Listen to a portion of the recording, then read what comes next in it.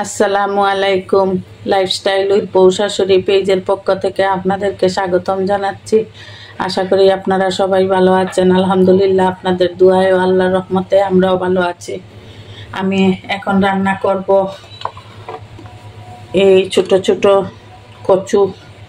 এগুলো আমার বাড়ি থেকে আসছে, আমার ভাইয়ের বউ সিদ্ধ করে দিয়ে দিছেন। এখন আমি এগুলা চিংড়ি দিয়ে শুটকি দিয়ে রান্না করব। এগুলো আমার বাড়ির কচু। প্রথমে একটা কড়াই বসিয়ে নিয়েছি, কড়াইয়ের মধ্যে তেল দিয়ে দিলাম। তেলের মধ্যে আমি এখন 2 চামচ পেঁয়াজ বাটা দিয়ে দিলাম, করে 1.5 চামচ রসুন বাটা দিয়ে খুব ভালো করে মশলা কষাতে হবে। পেঁয়াজ আর রসুনের কাঁচা গন্ধ যেন চলে যায়।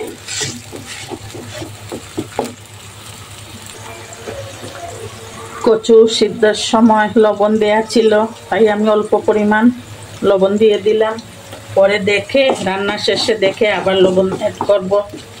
এখন আমি একটু হলুদের গুঁড়ো আর একটু মরিচের গুঁড়ো দিয়ে দিব। কচু শাকে একটু মরিচ বেশি লাগে, আর এইগুলা তো বাচ্চারা খাবে না, সেজন্য আমি একটু বেশি দিয়ে দিলাম। আর শীতল শুটকি, 3টা শীতল শুটকি দিয়ে দিলাম। আমি কুচো চিংড়ি দিয়ে রান্না করব, শুটকি আর শীতল শুটকি দিয়ে কুচো চিংড়ি দিয়ে রান্না করব। এখন আমি এই কচু সিদ্ধগুলো দিয়ে দিব।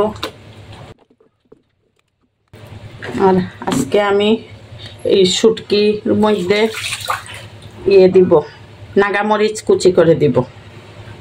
এই যে এটা কুচি করে দিব। এখন আমি চিংড়িগুলো দিয়ে দিব।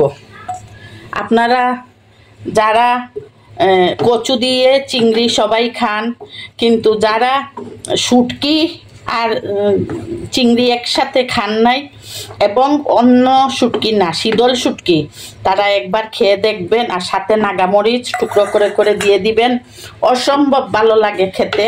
আপনারা ট্রাই করবেন। আমি নাগামরিচ টুকরো দিয়ে দিলাম।